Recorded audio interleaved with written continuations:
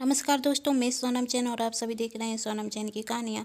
और आज की कहानी अनचाहा विवाह भाग 8।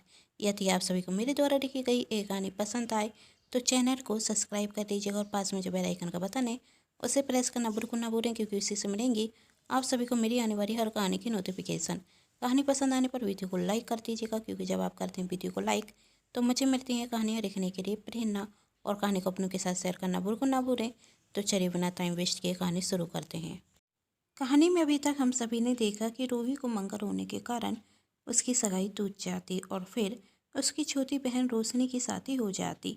और उसी शादी में उसकी मुलाकात वंदना से होती। वंदना जो रूही को अपनी देवरानी बनाना चाहती थी, लेकिन वंदना का देवर अभी शादी के लिए तैयार नहीं था। वंदना सोचती रूही और चैन एक दूसरे से मिलेंगे तो इन दोनों के बीच में प्यार होगा और एक दूसरे से शादी करने के लिए तैयार हो जाएंगे। पर इसका उल्टा, जब एक रात चैन रूही को छोड़ने घर जाता तो मोहल्ले वाले दोनों को देखते हुए कहते कि इन दोनों की ज़्यादा मुलाकातें हो रही हैं, ज़रूर कोई बात है। और रूही और उसके परिवार के लिए मुसीबतें बढ़ जाती।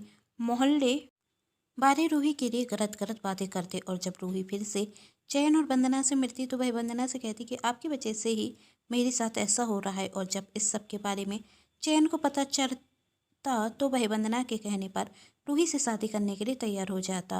और 1 महीने बाद चैन और रूही की शादी हो जाती। शादी के बाद चैन रूही से कह देता कि यह शादी मैंने सिर्फ भाभी के कहने पर की है।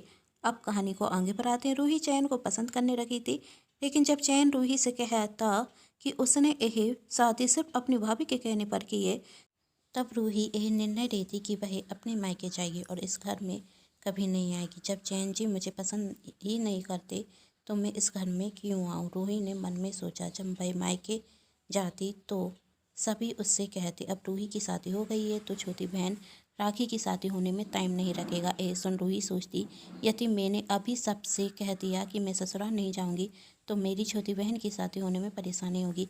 और रूही अपनी माँ और बुआ से कहती, यदि कभी मेरी चैन जी से लड़ाई हो गई तो क्या मैं इस घर में आ सकती हूँ। तब रूही की बुआ उसे समझाती, साथ ही एक पवित्र बंधन है और इसे ऐसे नहीं तोड़ा जाता। यदि सामने वाला हमसे नाराज है तो इसकी वजह क्या है, यह पता होना बहुत जरूरी होता है। और वह अपनी बुआ की बात को समझ जाती और रूही ये निर्णय लेती, मैं ये जरूर पता करूंगी कि चैन जी शादी क्यों करना नहीं चाहते थे। चैन रूही को लेने के लिए आता और रूही अपनी ससुराल आ जाती। जब रूही कमरे में आती तो देखती जगह जगह फाइल फैली हुई है। वही सोचती कि मैं कमरा साफ कर देती हूँ। और सोचते हुए रूही ने सभी सामान और फाइल एक जगह अच्छे से लगा दिया और मन ही मन सोचती, जब चैन जी देखेंगे तो खुश हो जाएंगे। शाम को जब चैन घर आता तो कमरे में जाकर अपनी ज़रूरी फाइल ढूंढने लगता। तभी रूही चैन से कहती, आप कुछ ढूंढ रहे हैं क्या, मैं मदद करूं। तब चैन ने कहा, सुबह ऑफिस जाने की जल्दी थी इसलिए मैं अपनी फाइल बेड पर रखकर ही भूल गया था। तुमने फाइल देखी क्या। तब रूही ने कहा, आज मैंने पूरी फाइल उस अलमारी में लगा दी है, वही होंगी, लाइए मैं देख देती हूँ। तब चैन कहता, 2 बार देख चुका हूँ, मुझे नहीं मिल रही हैं। तुम्हें क्या ज़रूरत थी मेरे सामान को हाथ लगाने की। रूम फैला हुआ था तो सोचा साफ कर देती हूँ, इसलिए मैंने यही सब किया। तब चैन गुस्से में कहता, जब कोई काम सही से करना ना आए तो करा भी मत करो, और ख़ास करके मेरे किसी भी सामान को हाथ लगाने की ज़रूरत नहीं है। तुम जानती भी हो कितनी ज़रूरी फाइल थी वह मेरे लिए। और चैन रूही से गुस्सा होने लगता और चैन के बड़े भाई का फ़ोन आता और वह चैन से कहते, चैन तुम्हारी फाइल मेरे पास है, सुबह तुमने मुझे देखने के लिए दी थी ना। तब चैन कहता, भैया फाइल आपके पास है क्या। हाँ, भूल गया। नहीं, चैन के बड़े भाई ने कहा, नहीं भैया, भाई मैं अभी लेने के लिए आता हूँ। कहते हुए चैन अपने भैया के पास फाइल लेने के लिए चला जाता। और जब वापस कमरे में आता तो रूही उसे बड़ी गौर से देखती। वह नजर अंदाज करते हुए अपने काम में रख जाता। तब रूही मन में सोचती, बहुत बड़ा गुरु है, गुस्सा तो बहुत हो रहा था, अब सॉरी भी नहीं कह पा रहा है। एक तो रूम साफ करो, ऊपर से बात भी सुनो, कल से तो किसी भी सामान को हाथ नहीं लगाऊंगी। वहाँ चैन सोचता, क्या हो गया है मुझे, बेवजह रूही पर गुस्सा हो गया, पर इसे भी क्या जरूरत थी।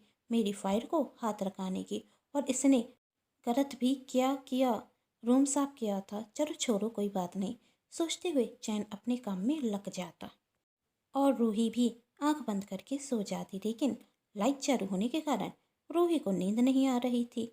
रूही अपने चेहरे को बार बार चादर से ढक रही थी। यह सब चैन देख रहा था। वह समझ जाता कि लाइट चालू होने के कारण रूही को नींद नहीं आ रही, और वह कमरे की लाइट बंद करके टीवी लैंप चालू कर कर अपना काम करने लगता है।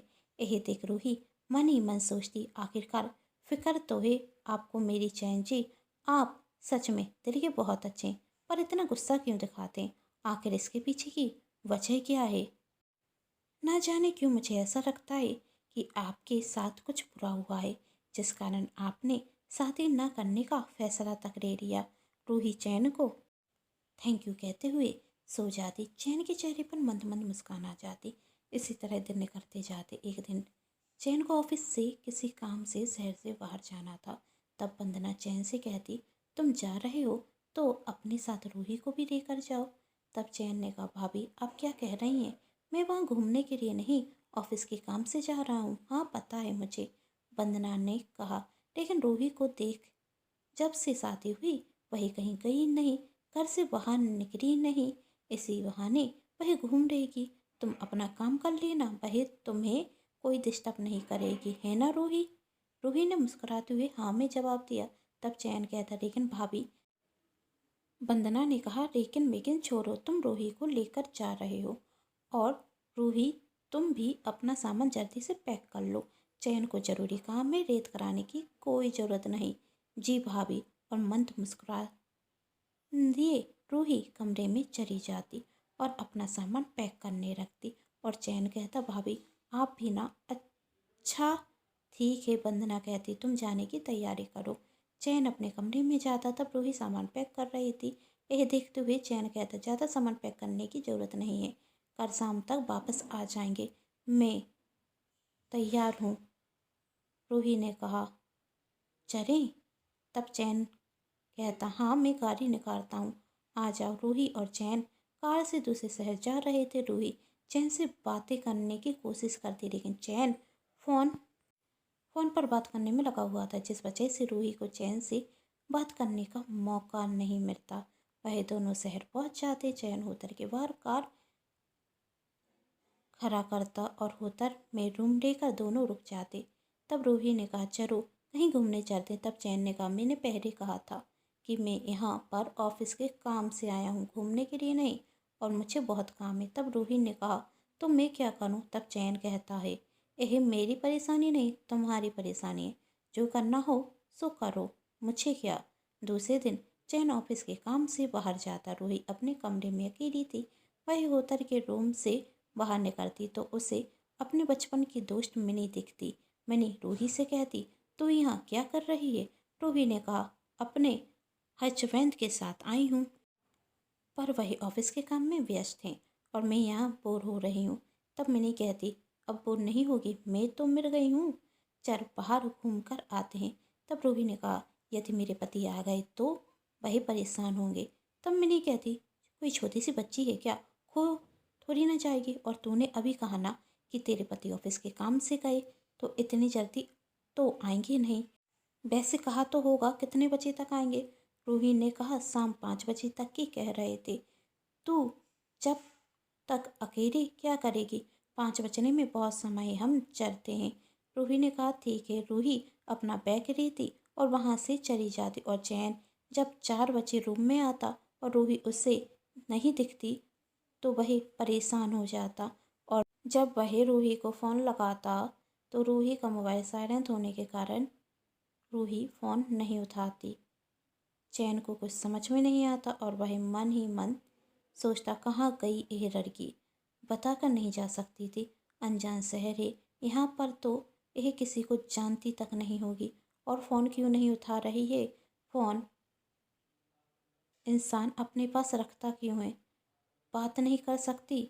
और वहाँ रूही मिनी से कहती, 4 बज गए, अब हमें चलना चाहिए। तब मिनी ने कहा, रूही यहाँ का फालूदा बहुत फेमस है, चल कर खाते हैं। तब रूही कहती, 4 बज चुके हैं और होटल जाने में 5 बज जाएंगे। यदि चैन जी मेरे से पहले रूम में आ गए तो उन्हें मेरी चिंता होगी। हे भगवान, कितना डरती है तू अपने पति से। तब रूही कहती, डर नहीं रही हूँ, सिर्फ कह रही हूँ। अच्छा छोड़ो, तुमने कहा था ना कि 5 बजे तक आएंगे, तो मैं तुझे राइट 5 बजे होटल पहुँचा दूंगी। उसके पहले मुझे परेशान मत कर। बस आखिरी बार एक फालूदा खाते हैं फिर चलते हैं। तब रूही ने कहा, इसमें बहुत देर हो जाएगी। तब मिनी कहती, यदि तू खाएगी नहीं तो ज़रूर बातों में देर हो जाएगी, और तू मुझे जानती है, मैं जब तक खाऊंगी नहीं तब तक मानूंगी नहीं। रूही ने कहा, ठीक है, लेकिन इसके बाद कुछ और नहीं। तब मिनी ने कहा, अच्छा पापा, पहले चलकर खाएं। रूही हाँ कहती और वहाँ चैन रूही को ढूंढने की कोशिश करता। चैन को समझ में नहीं आ रहा था वह कहाँ जाए। चैन रूही को ढूंढने होटल से बाहर जाता, पर रूही कहीं नहीं मिलती। फिर चैन सोचता, कमरे में जाकर देखता हूँ, वह आ गई होगी शायद। और जब चैन कमरे में जाता तो रूही नहीं आई हुई थी। चैन परेशान हो रहा था। तभी रूही आ जाती और रूही को देखते ही साथ चैन कहता, कहाँ गई थी तुम। रूही कुछ कहती, उसके पहले चैन ने कहा, इस अनजान शहर में तुम्हें अकेले कहीं जाने की क्या ज़रूरत थी, और मोबाइल अपने पास क्यों रखती हो जब उसे उठाना ही नहीं होता। रूही अपना मोबाइल देखती तो उसमें 20 से ज़्यादा मिस कॉल थी। चैन की यदि कहीं जा रही थी तो मुझसे फ़ोन करके नहीं कह सकती थी। जानती हो कितनी चिंता कर रहा था मैं। तभी मिनी कहती, सॉरी जीजा जी, वो रूही तो मना कर रही थी, पर मैं ही इसे अपने साथ लेकर चली गई। इसने जल्दी आने के लिए कहा था, पर मैं नहीं मानी। चैन मिनी की तरफ गौर से देखता। तब मिनी कहती, नमस्ते जीजा जी, मैं रूही की फ्रेंड। आप मुझे नहीं जानते होंगे क्योंकि हम पहली बार मिल रहे हैं, और मेरी दोस्त पर गुस्सा मत होइए। चैन शांत होकर वहाँ से चला जाता और मिनी रूही से कहती, सॉरी यार, पर एक बात तो माननी पड़ेगी। जीजा जी तेरी फिक्र बहुत करते हैं। एक घंटे में इतनी मिस कॉल कौन करता है। सच में कोई प्यार करने वाला ही इतनी फिक्र करता है। कहते हुए मिनी वहाँ से चली जाती है और थोड़ी देर में चैन कमरे में आता। रूही चैन से सॉरी कहती। चैन किसी बात का जवाब नहीं देता और कहता, बैग पैक कर लो, अब हमें निकलना होगा। रूही अपना सामान पैक करती। चैन कार में जाकर बैठ जाता है। रूही कार में आकर बैठ जाती। वह चैन से फिर एक और बार सॉरी कहती। तब चैन कुछ नहीं कहता। तब रूही कहती, इतना गुस्सा क्यों हो, मैं कोई छोटी बच्ची थोड़ी ना थी जो खो जाती, और मुझे लगा तुम 5 बजे तक आओगे इसलिए मैं बाहर चली गई। मैंने तो तुमसे पहले ही कहा था कि घूमने चलते हैं, लेकिन तुम कहीं लेकर नहीं जा रहे थे, तो मैं अकेली चली गई, और इसमें इतना गुस्सा होने वाली क्या बात है। तब चैन गुस्से में कहता, कोई बात नहीं, जानती भी हो कितनी फिक्र हो रही थी मुझे तुम्हारी, कितने गलत गलत ख्याल आ रहे थे मेरे मन में, लेकिन तुम्हें क्या, तुम्हें तो घूमने से मतलब है ना। थोड़ा इंतजार कर लेती तो हम घूमने जरूर चलते। मैं तुम्हारे लिए परेशान हो रहा था, तुम्हें ढूंढ रहा था, लेकिन तुम्हें क्या, पर मुझे तेरी फिक्र है, कहीं तुम्हें कुछ हो जाता तो। तब रूही ने कहा कि मुझे कुछ हो जाता तो तुम्हारे लिए तो अच्छा ही होता ना, मुझसे पीछा छूटता। वैसे भी तुम्हें पसंद ही नहीं। फिक्र तो उसकी होती है जिससे हमारा कोई रिश्ता होता है, पर तुम तो मुझसे कोई रिश्ता रखना भी नहीं चाहते। आप तो इस रिश्ते से आज़ाद होना चाहते हो। आपने ही तो कहा था कि तुम मुझे पसंद नहीं करते। अच्छा ही होता है कि मुझे कुछ हो जाता तो तुम्हारा इस रिश्ते से पीछा छूट जाता। तब चैन कहता, ऐसे ही पीछा छुड़वाना होता तो शादी नहीं करता, पर तुम क्या समझोगी। तब रूही ने कहा, समझ तो नहीं पा रही हूँ तुम्हें, मेरी फिक्र करते हो, परवाह करते हो, लेकिन मुझसे प्यार नहीं करते। आखिर क्यों तुम किसी से भी शादी करना नहीं चाहते थे, आखिर क्यों। तब चैन ने कहा, हर क्यों का जवाब नहीं होता, और प्यार प्यार तो कुछ भी नहीं होता।